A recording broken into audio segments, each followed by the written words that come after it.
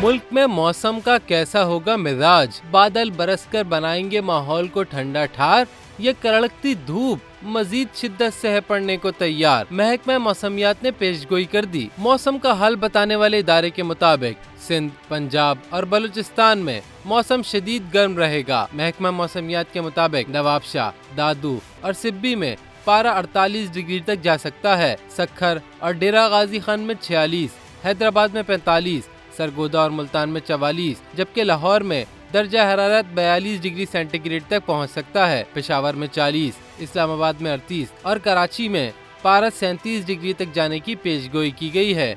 महकमा मौसमियात के मुताबिक दिन में शदीद गर्म मौसम रहने के बाद बालाई सिंध, पंजाब के जुनूबी और वस्ती अजला में शाम या रात को तेज गर्द आलूद हवाएं चलने का इम्कान है, जबकि शुमाली बलूचिस्तान, बालाई खैबर पख्तूनख्वा और कश्मीर में बारिशें मुतवक्के है।